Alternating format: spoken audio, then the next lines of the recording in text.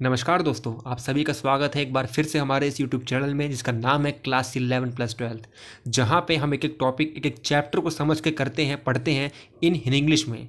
और in English में की हुई चीज़ों की गारंटी मेरी है कि हाँ नोट्स और रिवीजन की ज़रूरत पड़ेगी नहीं। तो फिर से आज वैसा ही कुछ होने वाला है। आज हम करेंगे सेकेंड चैप्टर 11th क्लास की हॉर्नबिल बुक का, जिसका नाम है we are not afraid to die if we can all be together.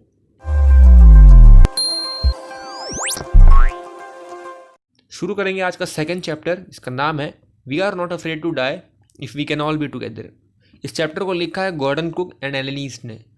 ये चैप्टर लोगों को बहुत डिफ़िकल्ट, बहुत ही हार्ड लगता है, बट आज ऐसा कुछ होगा नहीं। आज हम चीज़ें सिंपल और ईजी वे में समझेंगे, जहाँ बिना कुछ स्किप किए हुए आपको सब समझ में आएगा। तो चलिए शुरुआत करते हैं। और शुरुआत मैं बता देता हूँ, ये चैप्टर जो है, ये चैप्टर गॉर्डन कुक और इनकी फैमिली के ऊपर ही बेस्ड है पूरा। तो इस चैप्टर में जो गॉर्डन कुक है, स्टार्टिंग में अपने बारे में और अपनी फैमिली के बारे में बताते हैं कुछ बातें। क्या कि मैं जो कि एक 37 ईयर्स ओल्ड का बिजनेसमैन हूँ, मेरी एक वाइफ है जिसका नाम मैरी है, मेरी एक बड़ी बेटी है जिसका नाम सूजन है जो कि 7 साल की है, और मेरा एक बेटा जॉनथन जो कि 6 साल का है। उसके बाद ऑथर बताते हैं कि मेरी वाइफ मैरी का और मेरा हमेशा से एक ड्रीम रहा है, सपना रहा है कुछ ऐसा करने का जैसा कि करीब 200 साल पहले जेम्स कुक ने किया था। अब जेम्स कुक ने करीब 200 साल पहले किया क्या था, और ये थे कौन? जेम्स कुक एक ब्रिटिश एक्सप्लोरर थे जिन्होंने करीब 200 साल पहले समुद्री यात्रा की थी दुनिया की, इस तरह से। और ऐसा कुछ करने की सोची थी, कुछ ऐसा ही करने की सोची थी मैरी और ऑथर ने।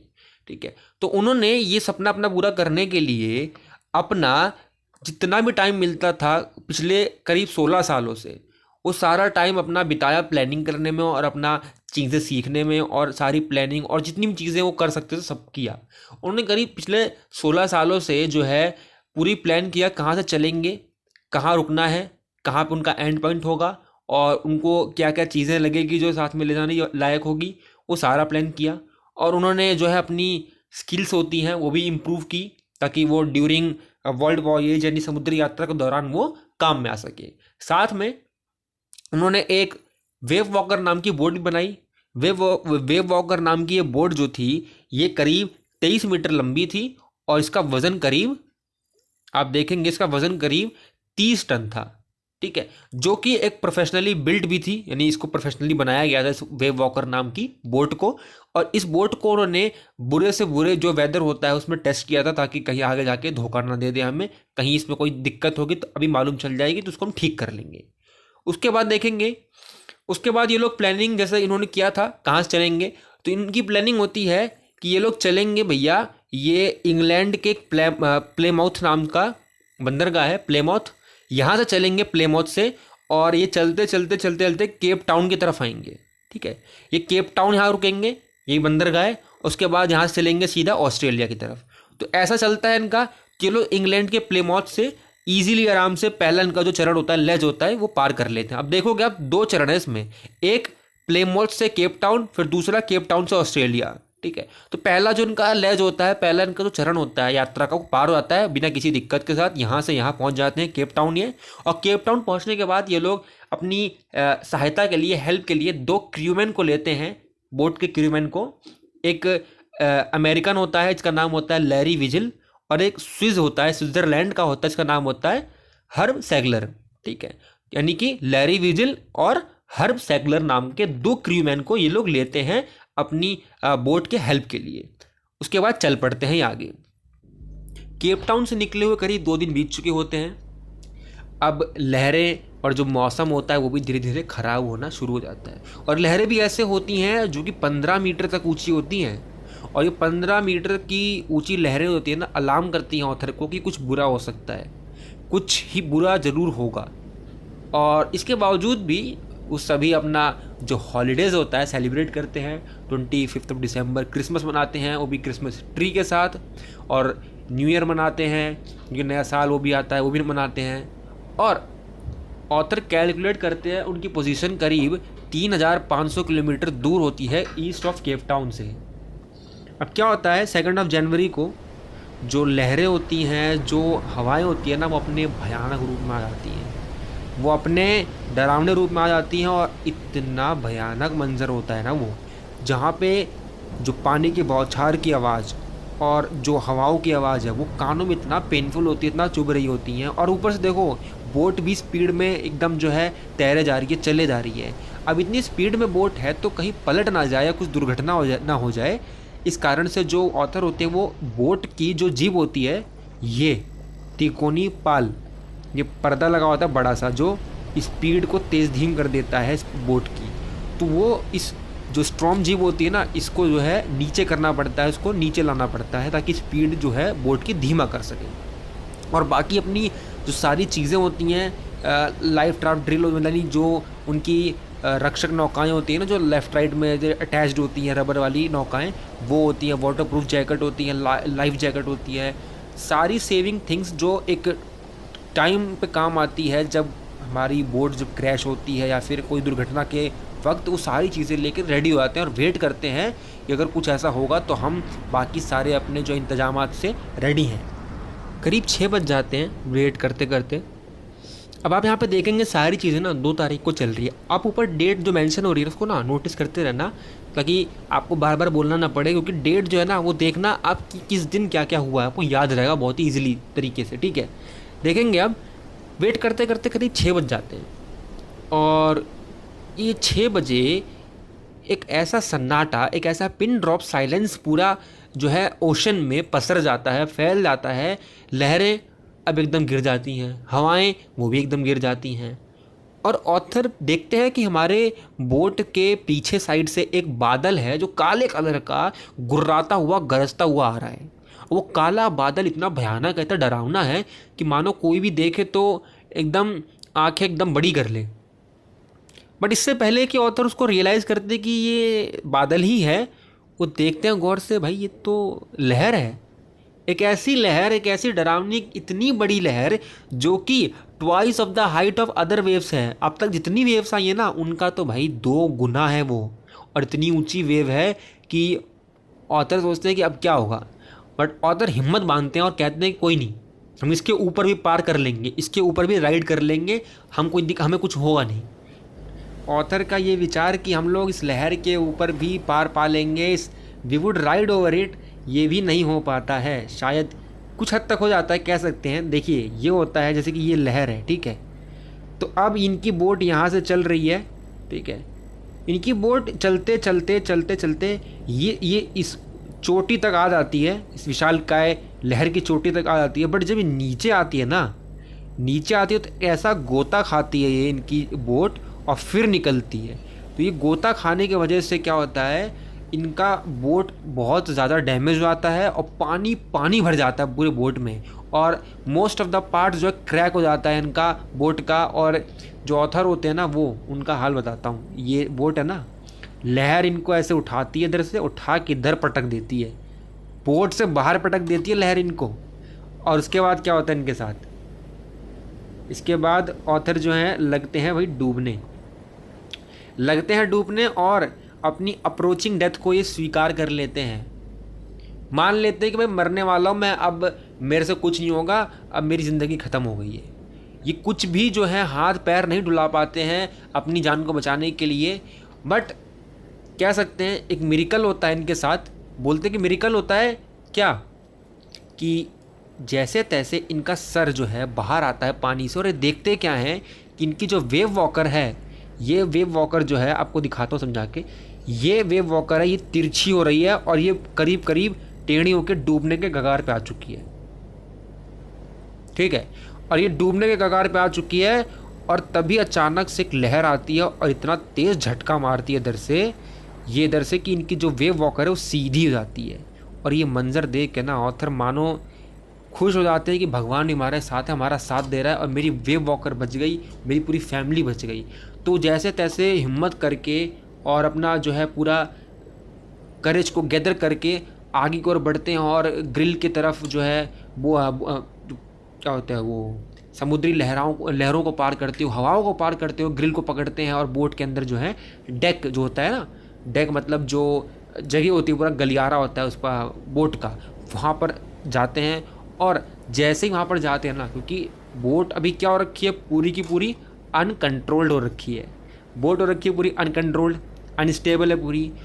तो जो ऑथर होते हैं वो एक रैग डॉल की तरह, एक कपड़े की गुड़िया की तरह इधर से उधर उछाले जाते हैं, क्योंकि जो वेव का जो पूरा फोर्स है ना वो बोट को ऐसे इधर उधर डगमगा रहा है, और वो रैग डॉल की तरह ऑथर इधर उधर पटकते हैं ना, या पटके जाते हैं कह सकते हैं। तो उनका पहली बात तो उनकी जो लेफ़्ट रिब होती है, यानी कि जो पसलियाँ होती हैं लेफ़्ट साइड की, वो सारी क्रैक्ड हो जाती हैं, और उनका जो मुंह होता है वो खून से भर जाता है, और साथ ही साथ उनके जो दांत होते हैं वो भी टूट जाते हैं।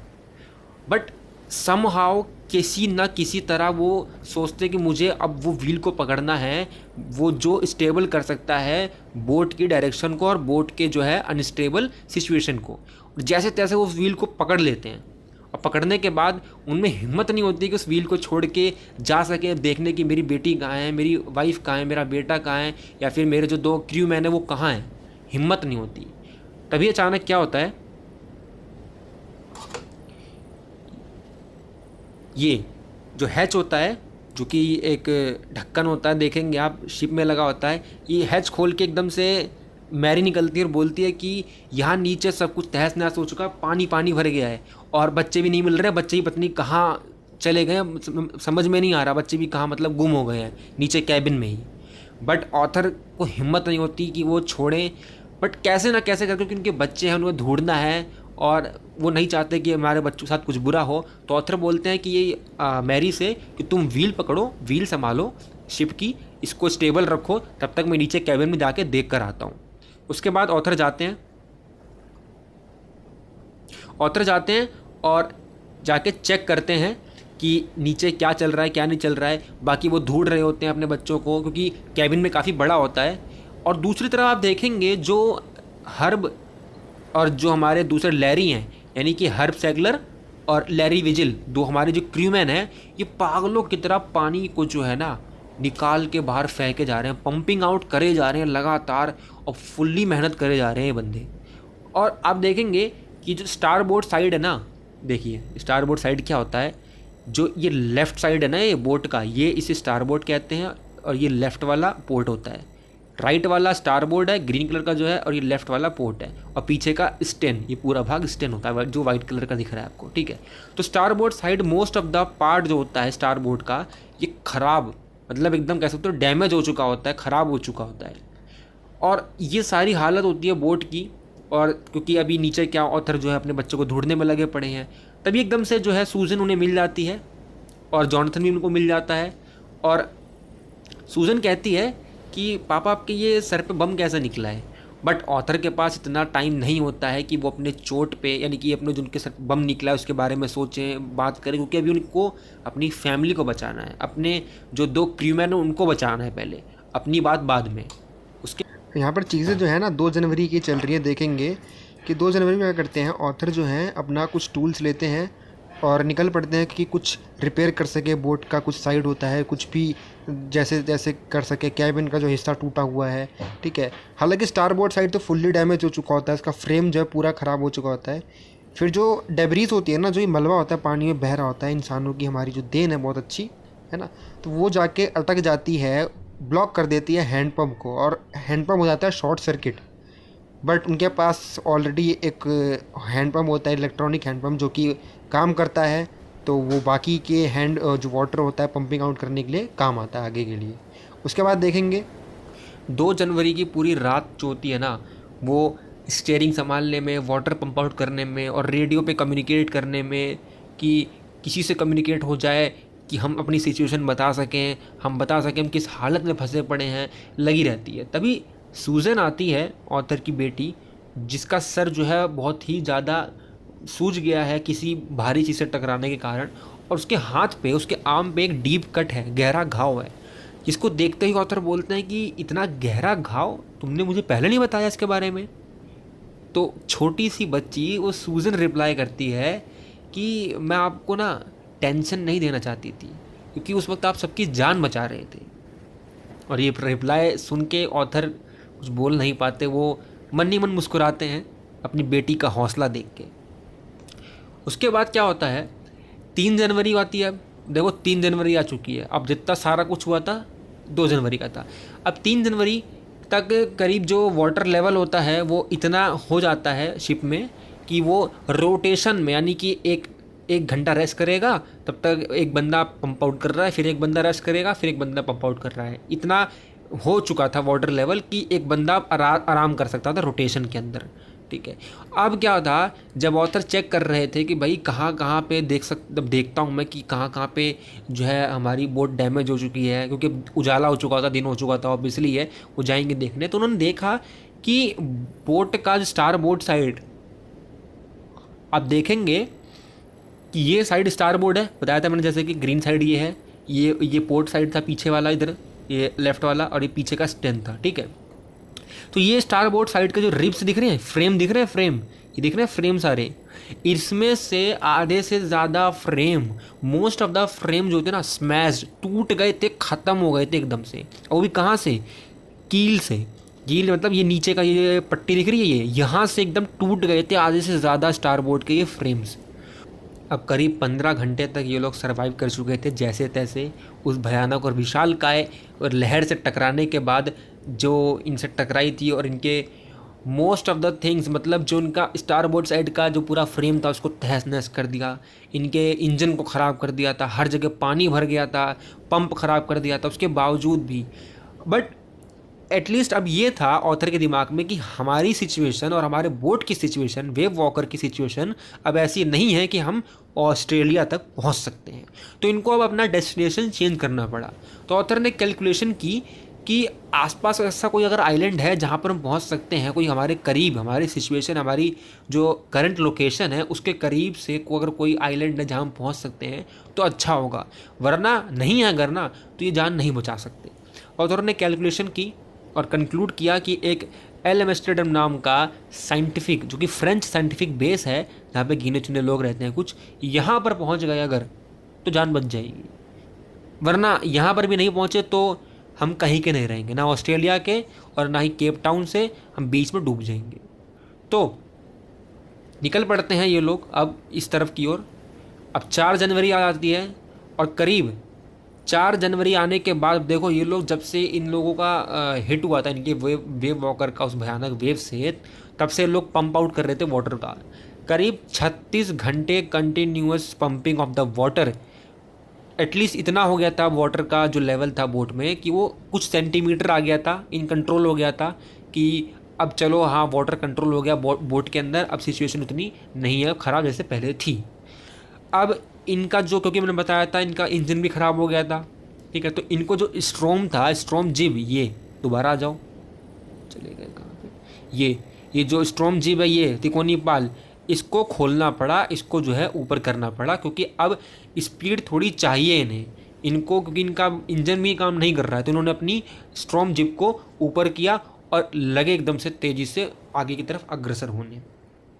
उसके बाद मैरी कुछ जो है क्या कहते हैं, बीफ होता है, जो मीट होता है, उसको लेकर आई, जो पड़े थे कहीं, मैरी को मिल गया होगा, और कुछ क्रैकर बिस्कुट था वो भी लेकर आई ताकि भाई कुछ खा सकें वो लोग। और सब ने मिल के बाँट के जो है थोड़ा थोड़ा जो है उस बीफ को और उस क्रैकर बिस्किट को खाया, जो कि ऑलमोस्ट 2 दिन बाद था उन्होंने कुछ खाया हो, और वो भी जो भी खाया थोड़ा बहुत जो भी था। उसके बाद क्या हुआ यहाँ पर देखेंगे, करीब 4 बज रहे थे, ठीक है, 4 जनवरी की बात है, यहाँ पर करीब 4 बज रहे थे, और ये 4 बजे एक ऐसा काला बादल उनके शिप के चारों तरफ घिर गया। हर तरफ पूरे माहौल में काला बादल एकदम मंडराने लग गया, और जो वेव्स थी, जो लहरें थी, वो फिर से इतनी डरावनी और टेरिफाइंग हो गई कि सबको एकदम दहला दिया, सबका दिल एकदम। और पूरी रात जो थी ना, पूरी 4 जनवरी, वो इसी डर में बीत गई कि अब कुछ हो सकता है, अब कुछ हो सकता है, जैसे पहले हुआ था, फिर से लहर ना आ जाए। तो पूरी रात जो होती है ना, इसी डर में निकल जाती है इन लोगों की। 4 जनवरी थोड़ी लेट आ गई, माफ़ कीजिएगा। अब देखेंगे कि 5 जनवरी आ चुकी है, नया दिन आ चुका है, बट सिचुएशन लास्ट नाइट की तरह ही है, कुछ चेंज नहीं हुआ है, सब कुछ सेम है। बट ऑथर जो हैं वो उस वेदर को थोड़ा भुलाने के लिए जाते हैं अपने बच्चों के कैबिन में कि थोड़ा अपने बच्चों से बातचीत कर लिया जाए, थोड़ा जो है अलग माहौल क्रिएट हो जाए थोड़ा। तो जब जाते हैं कैबिन में और तो उनसे जो उनका बेटा होता है ना जॉनथन, वो पूछता है कि पापा क्या हम लोग मरने वाले हैं, क्या हमारा समय आ चुका है, हम लोग और ज़िंदा नहीं रहेंगे। तो इससे पहले कि ऑथर कुछ बोलते, आंसर करते, सोचते दिमाग में, तुरंत ही जॉनथन बोल देता है क्या कि we are not afraid to die if we can all be together. मतलब कि हम डरते नहीं हैं मरने से, हम में से कोई नहीं डरता मरने से अगर हम एक साथ हैं। और अगर हम मर भी जाते हैं ना एक साथ, तब भी मैं नहीं डरता, ना कोई डरता है। ये बात उनका जॉनथन, छोटा बेटा, 6 साल का बेटा बोलता है ये बात। और ये सुन के ऑथर स्पीचलेस हो जाते हैं और कोई भी उन्हें वर्ड नहीं मिलता है टू रिप्लाई जॉनथन्स आंसर और द क्वेश्चन। उसके बाद देखेंगे वो चीज़ें सुनने के बाद, वो जॉनथन की वो बातें सुनने के बाद ऑथर जो है इस मूड में होते हैं कि अब मुझे जो भी मेरे पास है, जो भी जितनी भी चीज़ें बोर्ड पे है अवेलेबल है, उन सभी चीज़ों से मुझे अपना बेस्ट देना है, बस देना जैसे तैसे। 5 जनवरी को वो वही दिन बीत चल रहा होता है, जाते हैं अपनी वाइफ के पास, अपने बच्चों से मिल के आते हैं। उसके बाद वाइफ के पास जाते हैं और हाथ पकड़ के दोनों आपस में बैठ के बातें करते हैं। मानो ऐसा लगता है कि जैसे कि वो आखिरी समय बिता रहे हों, अपने दिल की बातें कर रहे हों। उसके बाद वो 5 जनवरी भी बीत जाती है। उसके बाद नया दिन आता है, यानी कि 6 जनवरी। जी हाँ, 6 जनवरी। और 6 जनवरी को जो वेव वॉकर होती है, यानी कि जो उनकी बोट होती है, वो उस भयानक मंजर से, उस भयानक वेदर से उनको निकाल देती है। यानी कि अब वो उस भयानक जो वेदर से है, स्टॉर्म से है, पूरा जो हमारा क्या कहते हैं, एक पूरी सिचुएशन क्रिएट हो रखी थी ना, पूरे टेरिफाइंग माहौल वाली, उससे बाहर निकल चुकी होती है उनकी वेव वॉकर अब। और ऑथर कैलकुलेट करते हैं फिर दोबारा से अपनी जो सिचुएशन, उसको क्या कहते हैं, पोजीशन को कैलकुलेट करते हैं और पाते हैं कि वो करीब करीब 1,50,000 किलोमीटर ओशन में है। और इसी बीच जब वो कैलकुलेट कर रहे होते हैं तभी उनकी बेटी आती है सूजन और उनको एक ग्रीटिंग कार्ड देती है। ग्रीटिंग कार्ड देती है जिसके ऊपर आप देखेंगे ये इधर लिखा है, पढ़ेंगे आप, here are some funny people, did they make you laugh, I laughed a lot as well. यानी कि इधर दो, यानी कि देखो इन्होंने ना क्या किया, सूजन ने, अपनी उनकी बेटी ने एक अपने पापा का ये फ़ोटो बनाया और अपनी मम्मी का बनाया इधर एक फ़ोटो, ठीक है, ये बनाया। और इधर लिखा कि देयर आर सम, इधर कुछ मजाकिया लोग हैं जिनका यहाँ चित्र बना हुआ है, क्या इन दोनों मजाकिया लोगों ने, इन मजाकिया चित्रों ने तुमको हंसाया। उस पर लिखा I laughed a lot as well, मैं तो बहुत हंसी। उसके बाद अंदर ग्रीटिंग में ये लिखा था, oh how I love you both, किस तरह से मैं तुम दोनों को प्यार करती हूँ, यानी कि अपने मम्मी को और अपने पापा को।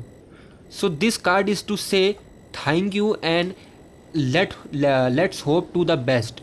और कहती है कि दिस कार्ड, ये कार्ड मैंने बनाया है कि तुम दोनों को, यानी मेरी मम्मी और पापा को जो बेस्ट कर रहे हैं हमें बचाने के लिए, उन दोनों को थैंक यू बोलने के लिए, और हम होप करते हैं अपने बेस्ट का। ये उनकी बेटी के लिए ग्रीटिंग कार्ड बना के लाती है और ऐसा बोलती है।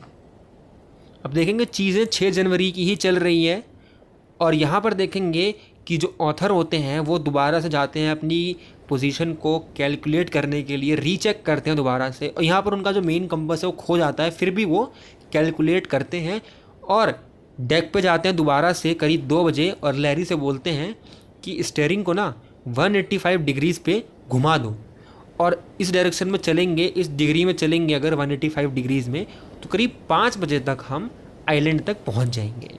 जब वो बोलते हैं ना ये बात, सारी बातें, तो उनके बोलने के टोन में बड़ा होप होता है, बट रियलिटी में उनके अंदर एक डर बैठा होता है। वो डर कि सबकी लाइफ मेरे हाथों में है, मेरे जो डिसीजंस में है, अगर मैं गलत हुआ तो सब मरेंगे मेरी वजह से। और ये बोल के जो है, ये सोचते हुए, ये होप रखते हुए जो है ऑथर चले जाते हैं नैप लेने। 6 जनवरी की ही बात चल रही है, देखेंगे अभी कि 6 जनवरी को करीब 6 बजे शाम को ऑथर जब अपनी उस झपकी से नैप से उठते हैं ना, सर पे हाथ रख के बैठ जाते हैं कि क्या कर दिया मैंने। अरे करीब 5 बजे तो आइलैंड मिलना था और वो पक्का मिस हो गया होगा। ये इस टेंशन में, इस शौक में बैठे होते हैं, तभी जॉनथन उनका बेटा आता है और कहता है कि पापा क्या मैं आपको गले लगा सकता हूँ। तो ऑथर बोलते हैं क्यों, मुझे गले क्यों लगाना है, मैंने ऐसा क्या कर दिया है। तो पीछे से सूजन चिल्ला के बोलती है कि अरे आपने तो आइलैंड ढूंढ लिया, आपने एल एम्स्टर्डम ढूंढ लिया, आपकी जो बातें थी वो सही हुई, हमने ढूंढ लिया, हम बच गए। और ये सुन के तो मानो ऑथर एकदम फूले नहीं समाते। ऑथर को यकीन नहीं होता अपने कानों पे। वो उठते हैं और खुद अपनी आंखों से उस आइलैंड को घूरने के लिए, उस आइलैंड को देखने के लिए जाते हैं। और जब देखते हैं ना उस आइलैंड को, तो दिल में इतनी खुशी होती है कि आखिरकार उन्होंने एक बेस्ट कैप्टन होने के नाते सबकी जान बचा ली और उस आइलैंड को ढूंढ निकाला जो उनकी जान बचाने के लिए एकमात्र सहारा है। और जब वो लोग उस आइलैंड के नियर पहुंच गए तो उन्होंने क्या किया, वो जो एंकर होता है ना, जो एंकर होता है, दिखा देता हूँ आपको बना के, ये गंदी ड्राइंग से थोड़ी, इस तरह से एंकर होता है, लंगर कहते हैं इसे हिंदी में, ठीक है, इस तरह से होता है। पपाया द सेलर मैन अगर आप देखते होंगे कार्टून पहले जैसा आता था, उसके बॉडी पे टैटू बना था, इस तरह का एक लंगर होता है, उसको डाल के रखा उन्होंने ऑफशोर तट की तरफ, ताकि जो उनकी बोट है वहाँ से हिले ना। रात भर वहीं उन्होंने वेट किया और जैसे ही दिन हुआ, अगले दिन 7 जनवरी को, अगले दिन होते ही वो लोग, जो बाकी वहाँ के लोग रहते थे, करीब 28 जो इनहैबिटेड यानी कि जो 28 लोग वहाँ रहा करते थे, वो आते हैं उनको हेल्प करते हैं ताकि वो आइलैंड पे आ सकें। तो वो लोग बोट से आइलैंड पे आते हैं और उसके बाद जब ऑथर फील करते हैं ना ज़मीन अपने कदमों के नीचे, तो वो थॉट्स, वो सारे जो विचार होते हैं उनके दिमाग में घूम जाते हैं कि आखिर कैसे ये जर्नी गई हमारी, आखिर कैसे वो 2 व्यक्ति, वो हर्ब और वो सेगलर, जो हर मुश्किल वक्त में मेरे साथ रहे, जो अपनी बिना जान की फिक्र किए हुए हमेशा मेरे साथ रहे और वाटर को पंप आउट किया, स्टीयरिंग संभाली और बाकी चीज़ों में मेरी मदद की बिना अपनी जान की परवाह किए। और याद करते हैं अपनी उस 7 साल की बेटी के बारे में भी, सूजन के बारे में, जिसके हाथ पे एक डीप कट होने के बावजूद भी उसने बताना गवारा नहीं समझा, ताकि अपने पिता को यानी कि मुझको टेंशन ना हो इस बात की कि मैं उनकी जान बचा रहा हूँ, मुझे टेंशन ना आ जाए इस बात में। और याद करते हैं उस अपने 6 साल के बच्चे की भी, जॉनथन की भी बातों को, कि भाई वो 6 साल का मेरा छोटा बेटा जो कहता है कि we are not afraid to die if we can all be together. यहाँ पे आपका चैप्टर हो चुका है फिनिश। तो आपको चैप्टर कैसा लगा, कोई डाउट है, कोई भी सजेशन है, आप उसको कमेंट डाउन कर सकते हैं और बता सकते हैं हमें। और ये चैप्टर हो गया हमारा, अब हम मिलेंगे आपको नेक्स्ट चैप्टर में, तब तक के लिए गुड बाय।